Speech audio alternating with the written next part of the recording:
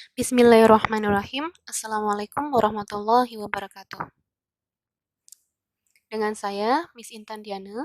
Hari ini kita akan membahas materi kita yang ketiga, yakni adalah tentang penyusunan anggaran penjualan. Bagaimana kita akan menyusun anggaran penjualan. Terlebih dahulu, saya akan berikan kalian tentang perumpamaan. Jadi, kegiatan penjualan itu mempunyai peranan yang sangat penting ya dalam meningkatkan penjualan perusahaan. Tidak ada satupun dari perusahaan yang mampu bertahan apabila perusahaannya tidak mampu menjual barang atau jasa yang dihasilkannya. Nah, oleh karena itu, bila sebuah perusahaan diumpamakan sebagai tubuh manusia, maka kegiatan penjualan itu dapat diumpamakan sebagai kegiatan dari jantung tersebut, ya, jantung dari manusianya. Dengan kata lain, apabila kerja jantungnya terganggu, maka seluruh kinerja dari tubuh itu akan terganggu juga, ya. Oleh karena itu, apabila juga misalnya jantungnya berhenti bekerja, maka meninggallah manusia tersebut. Apa yang dikemukakan di atas itu hanyalah sekadar perumpamaan.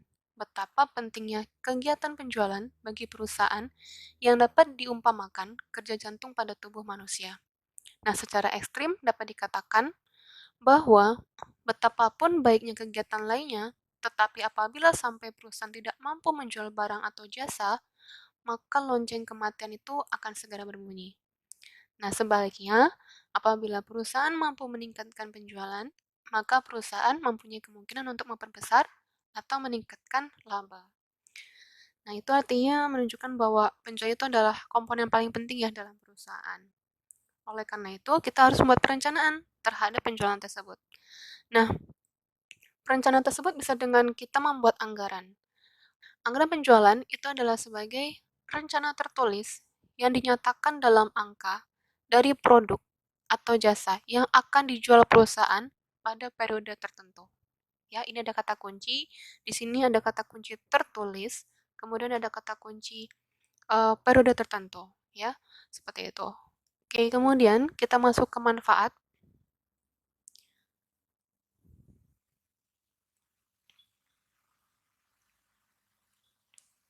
Ada dua manfaat dari anggaran penjualan. Yang pertama adalah anggaran penjualan itu dapat dijadikan sebagai kunci, ya, sebagai kunci atau dasar penyusunan anggaran yang lainnya. Nah, anggaran penjualan ini merupakan dasar penyusunan anggaran lainnya dan umumnya disusun terlebih dahulu sebelum menyusun anggaran lainnya. Oleh karena itu, anggaran ini disebut sebagai anggaran kunci. Kemudian yang kedua, itu dapat dijadikan sebagai ujung tombak, artinya berhasil tidaknya sebuah perusahaan itu tergantung pada keberhasilan bagian penjualan dalam meningkatkan penjualan, ya. Jadi penjualan itu adalah ujung tombak dalam mencapai tujuan perusahaan. Oke, kemudian setelah manfaat kita akan bahas mengenai apa saja sih faktor-faktor yang mempengaruhi penjualan. Jadi, sebelum menyusun anggaran penjualan itu biasanya dibuat ramalan penjualan kan. Kita sudah belajar lamaran penjualan itu di pertemuan sebelumnya. Dan selain ramalan penjualan, itu perlu juga dipertimbangkan faktor-faktor yang dapat berpengaruh terhadap penjualan. Apa saja? Yang pertama adalah faktor pemasaran. Faktor pemasaran ini meliputi luas pasar, apakah luasnya bersifat lokal, regional, nasional, atau internasional. Yang kedua meliputi keadaan persaingan, apakah persaingannya bersifat monopoli, oligopoli, atau bebas. Kemudian yang ketiga dari keadaan konsumennya. Bagaimana selera konsumen, apakah konsumennya konsumen akhir atau konsumen industri. Kemudian yang kedua itu adalah faktor keuangan. Di sini yang perlu diperhatikan adalah kemampuan perusahaan, kemampuan modal kerja perusahaan untuk mendukung pencapaian target penjualan yang sudah dianggarkan. Seperti apakah perusahaan mampu untuk beli bahan baku, mampu untuk membayar upah, dan juga mampu untuk membayar biaya promosi produk. Kemudian yang ketiga yakni adalah faktor ekonomis. Di sini perlu diperhatikan adalah perusahaan itu juga harus melihat apakah dengan meningkatkan penjualan itu artinya akan meningkatkan laba atau justru sebaliknya, ya. Kita lihat faktor ekonomisnya. Oke, selain tiga faktor ini ada faktor yang lainnya. Contohnya adalah faktor teknis, ada faktor kebijakan perusahaan, kemudian ada faktor perkembangan penduduk, kemudian ada faktor uh, uh, kondisi politik, dan yang selanjutnya juga ada faktor lainnya. Oke, itu ada beberapa faktor yang kiranya akan mempengaruhi bagaimana kita menyusun anggaran penjualan. Oke, kemudian kita akan masuk ke ilustrasi penyusunan anggaran penjualan. Di sini saya angkat kasus dari perusahaan kecap asli. Nah, di sini terlihat ada data historis dari penjualan selama 5 tahun terakhir, jadi tahun 2015 sampai tahun 2019 ya. Ini data historis artinya sudah terjadi di masa lampau, dan di sini juga ada kebijakan perusahaan tentang terkait harga jual ya, harga jual itu misalnya ada kecap sedang untuk per kardusnya di Pekanbaru 50.000, di Kampar 60.000, kecap manis per kardusnya per dusnya itu 60.000 di Pekanbaru, 75.000 di Kampar, begitu juga dengan kecap asin. Nah, kemudian ada kebijakan distribusi penjualan untuk dua daerah tersebut, yakni adalah perbandingannya 2:1. Artinya, penjualan di Pekanbaru itu 2 kali lebih banyak dibandingkan dengan jumlah penjualan di Kampar. Itu kebijakan distribusi yang diterapkan oleh perusahaan. Kemudian informasi selanjutnya adalah mengenai distribusi penjualan untuk ketiga produk tersebut. Untuk ketiga produk tersebut itu ada pembagiannya, yakni adalah kecap sedang sebanyak 50%, kecap manis sebanyak 30%, sedangkan kecap asin sebanyak 20%. Nah, kemudian setelah informasi ini kalian telaah, yang diminta oleh kasus ini adalah susunlah anggaran penjualan perusahaan kecap asli tahun 2020. Seperti itu ya. Oke, bagaimana cara untuk menyusunnya? Menyusun anggaran penjualan ini, saya akan bagi menjadi 5 langkah ya. Yang pertama adalah yang pertama adalah kita akan meramal dulu penjualan tahun 2020 dengan menggunakan analisis tren. Kita sudah belajar tentang peramalan di pertemuan sebelumnya. Jadi tidak akan kesusahan, saya hanya akan mengulang lagi saja. Jadi yang pertama kita susun dulu ya tabel peramalannya dengan metode least square. Ini ada N, yaitu jumlah tahunnya, terus ada kolom tahun, ada kolom penjualan, dan ini ada kolom X kuadrat, dan XY. Ini kenapa digunakan? Karena ini digunakan untuk menghitung angka B dan A ya untuk menyusun persamaan peramalan penjualan. Oke, kita hitung dulu X-nya. X-nya seperti kita tahu karena ini tidak mensyaratkan X sama dengan 0, jumlah sigma X sama dengan 0, maka X di sini kita buat 0, 1, 2, 3, dan 4. Oke. Kemudian kalian jumlahkan, hasilnya adalah 10 nanti ya.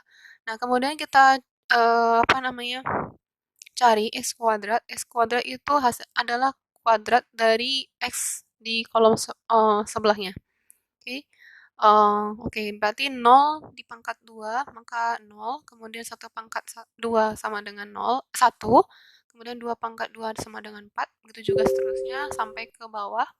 Dan kemudian kita cari nilai XY. XY di sini tinggal kalian kalikan nilai X dengan nilai Y. Ya, nilai Y ini adalah penjualan ya tadi ya, yang per tahunnya.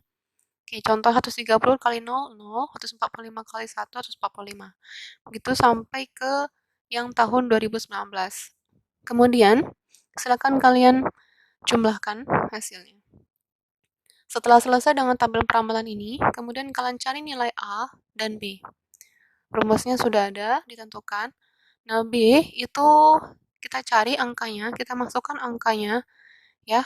Misalnya N-nya itu ada sama dengan 5, kemudian XY-nya itu sama dengan jumlahnya adalah 1620, dikurangi dengan 10 kali 760, kemudian dibagi dengan N 5 dikali dengan 30, dikurangi dengan 10 pangkat 2. Oke, dapatkan hasilnya adalah 10. Kemudian B10 ini akan dimasukkan ke dalam rumus A, sehingga dapatkan A-nya adalah sebanyak 132. Oke, kita sudah dapat nilai A dan B. Selanjutnya kita akan buat persamaan tren garis lurusnya, yakni adalah Y sama dengan A plus BX. A-nya tadi 132, B-nya adalah 10 ya. Nah, kemudian sehingga kita buat bunyinya, yakni adalah persamaannya Y atau Y sama dengan 132 ditambah dengan 10X. Nah, selanjutnya kemudian kita akan cari berapa sih penjualan tahun 2020 ya. Oke, ramalan penjualan tahun 2020 adalah Y 2020 sama dengan 132 ditambah dengan 10 kali dengan 5 ya. Tahu dari mana 5? Karena X setelah 2019, X-nya 2019 kan 4, maka X 2020 maka 5 ya. Makanya di sini dikalikan dengan 5. Oke, kemudian hasilnya adalah 182. Oke, kesimpulannya, jadi berdasarkan ramalan penjualan dengan metode least square, penjualan kecap yang akan dijual tahun 2020 adalah sebanyak 182 dus. Oke. Kemudian setelah kita selesai dengan langkah 1, kita dapatkan ya, tahun depan perusahaan kecap asli akan menjual sebanyak 182 dus. Oke.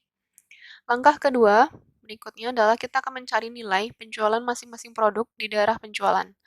Oke, tadi kita tahu kan perbandingan bahwa Pekanbaru itu menjual lebih banyak dibandingkan dengan Kampar itu sebanyak 2 kali lipatnya. Oke, kemudian kita akan cari perbandingannya ya. Contohnya gini, Pekanbaru itu sama dengan 2/3, itu perbandingannya, sedangkan Kampar itu sepertiga, ya. Dikalikan dengan 182 dus, maka dapatkan Pekanbaru akan dijual sebanyak 121 dus, Kampar akan dijual sebanyak 61 dus. Oke, sehingga dapatkan totalnya adalah 182 dus. Oke. Kemudian setelah kalian dapatkan per masing-masing daerah penjualan, kemudian kalian cari perbandingan masing-masing produknya di kedua daerah tersebut, ya. Di kedua daerah tersebut kita cari masing-masing produknya itu berapa.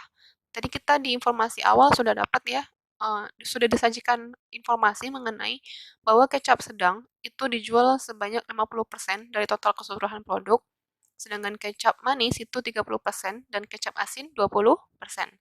Oleh karena itu kita akan cari berapa sih penjualan kecap masing-masing itu di Pekanbaru dan Kampar. Oke, kita akan cari. Kita contohkan di sini ya.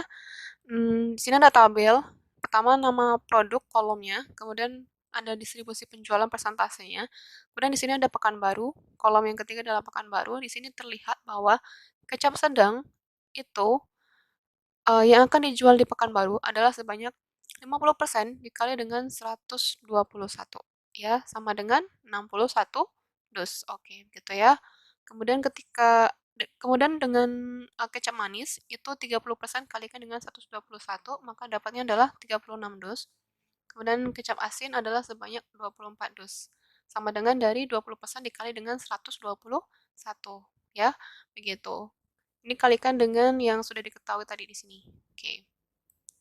Itu juga dengan Kampar, silakan kalian cari hasil yang perhitungan proporsi ini, 61 dus ini, kalian kalikan dengan distribusi penjualan untuk masing-masing produk, ya. Sehingga dapatkan kecap sedang untuk yang di Kampar adalah 31 dus, kecap manis di Kampar adalah 18 dus, kecap asin di Kampar akan dijual sebanyak 12 dus. Oke, gitu. Nah, kemudian silakan kalian totalkan saja berapa sih penjualan untuk masing-masing produknya, ya. Begitu. Oke, kalau sudah untuk kita cari proporsi untuk masing-masing produk, kita akan masuk ke langkah ketiga. Langkah ketiga adalah kita akan mencari persentase penjualan triwulan. Oke, mencari persentase penjualan triwulan sangat mudah sekali. Oke, berdasarkan data historis yang tadi sudah disajikan di slide sebelumnya, di slide yang paling awal itu kita akan cari nilai rata-rata terlebih dahulu, ya. Rata-rata itu adalah dapatkan dari jumlah dibagi dengan sebanyak tahun. Contoh ini triwulan 1, kan 180 jumlahnya, dibagi dengan 5, karena ada 5 tahun. Maka hasilnya adalah rata-ratanya 36. Triwulan 2 rata-ratanya 37, triwulan 3 39, triwulan 4 40. Oke. Setelah kita hitung rata-rata, kemudian kita hitung persentase. Persentase untuk yang triwulan 1 itu dapatkan dari 180 dibagi dengan 760. Maka dikalikan dengan 100%, maka dapatnya adalah hasilnya 23,68%. Ya, seperti ini. Ini ada informasi di bawahnya ya. Oke, untuk triwulan 1 persentasenya itu adalah 23,68%, triwulan 2 24,34%, triwulan 3 25,66%, triwulan 4 26,32%. Oke, totalnya tetap sama 100%. Oke, kalau sudah, kita masuk ke langkah keempat. Langkah keempat adalah kita akan cari nilai penjualan triwulan per daerahnya. Oke. Kita ada 2 daerah tadi ya, Pekanbaru dan Kampar. Untuk Pekanbaru, itu kita buat kolom seperti ini ya. Nama produk itu sebagai kolom pertama. Oke, kemudian nama kotanya, yakni ada Pekanbaru, di mana Pekanbaru akan menjual 61 kecap sedang, 36 kecap manis, dan 24 kecap asin. Nah, total setahun ini, itu kita akan bagi menjadi triwulannya. Ya, triwulan 1, 2, 3, dan 4. Sesuai dengan persentase yang sudah kita cari tadi. Ya, kita kalikan aja dengan persentase yang sudah kita cari tadi. Oke, contohnya, untuk yang triwulan 1, itu persentase tadi dapatkan sebelumnya adalah 23,68% ya. Yang kita kalikan dengan yang total setahunnya. 23,68% dikali 61, maka 14 hasilnya. Terus kemudian yang kecap manis, 23,68% dikali dengan 36 dus, sama dengan 9. Kemudian yang kecap asin, 23,68% dikali dengan 24, maka hasilnya adalah 6. Ya, kemudian kalian totalkan, totalnya adalah berapa? Dapatnya 29. Kemudian kalian lakukan yang sama untuk yang triwulan 2, 3, dan 4. Seperti itu. Oke, silakan nanti catat di buku tulisnya ya. Nah, ini adalah perhitungan untuk penjualan triwulanan di Pekanbaru. Kemudian kita hitung juga untuk yang penjualan triwulan untuk di Kampar. Nah, hasilnya seperti ini.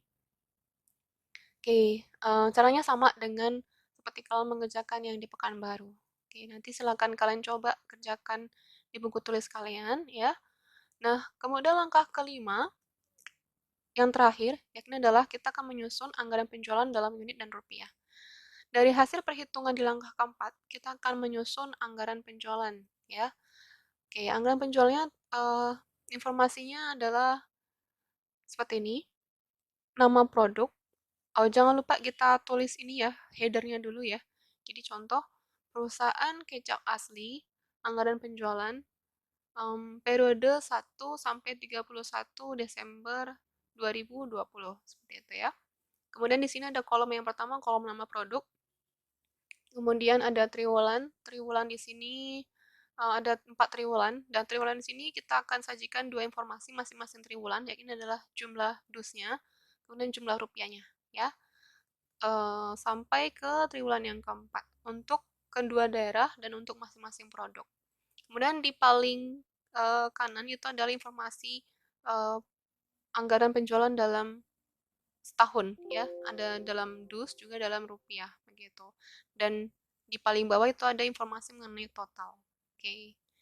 Ini adalah hasil penggalan aja. Oke, yang untuk yang rupiah itu adalah hasil kali aja. Hasil kali dengan informasi harga yang sudah disajikan dengan di apa soal kasus yang sebelumnya ya. Jadi ini 14, 9, 6 ini informasinya dapat dari langkah keempat ya. Sedangkan 700.540 ini adalah hasil perkalian unit atau dus ini dengan harga yang sudah tercantum dalam informasi soal ya, seperti itu. Oke, itu adalah bagaimana kita menyusun anggaran penjualan.